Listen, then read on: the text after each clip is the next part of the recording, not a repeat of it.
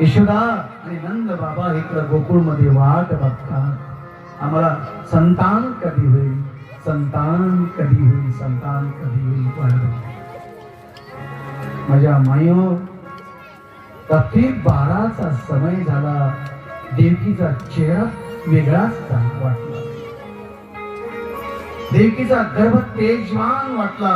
वसुदेवाने विचारलं, देवकी तुझा गर्भ तेजवान, चेहरा तेजवान, आंख कोई आंख आज अलग अलग लगती है, क्या कारण है, कौन है तुम्हारे गर्भ में? देवकी कहती है भगवान आने वाले हैं, भगवान. बघा माझ्या मानियो, रात्री 12 वाजण्याचा समय झाला. ब्रह्मदेव चंद्रदेव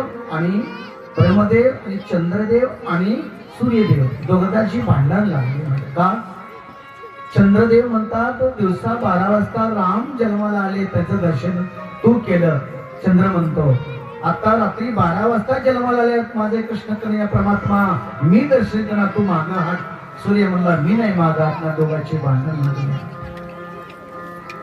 त्या रात्रीला अर्ध प्रकाश अर्ध रात्र, अर्ध प्रकाश अर्ध रात्र, ब्रह्मस्वरूप म्हटलंय म्हणून त्याला अभिजित रात्र म्हटलंय. कुठली रात्र आहे ती?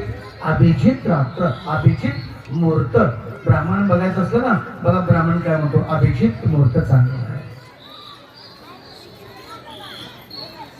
चंद्र आणि सूर्य माझ्या मान्य. सूर्य म्हणतो मी दर्शन करणार, माझा प्रभू आहे. चंद्र म्हणतो मी दर्शन करणार, ही प्रभू माझा आहे, मी दर्शन करणार, तू बाजूला हात. दोघांची भांडण लागली. प्रभा चंद्र म्हटले होते त्यावेळेस, हे सूर्य तू आता दर्शन कर.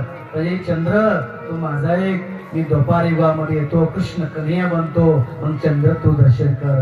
म्हणून कृष्ण चंद्र नाव पडलं, त्याचं राम नाव पडलं. एक सूर्यवंश. मी कशावर बोलतो? नंद बाबा आणि यशोदा मैया इकडे वाट बघतात. नंद बाबा यशोदा आम्हाला मुलगा कसा होईल, आम्ही वाट बघतो. आम्हाला किती वर्ष झालं आमचं येऊन. पुढच्या ठेवा, दोन पुढच्या म्हणा, पुढच्या म्हणा, दोन्ही समोर पळण्यापेक्षा म्हणा वाढले.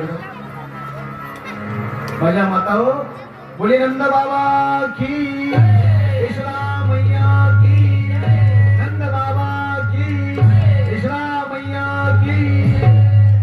नंद बाबा यशोदा मैया बसा खुर्चीवर. खुर्च्या ना.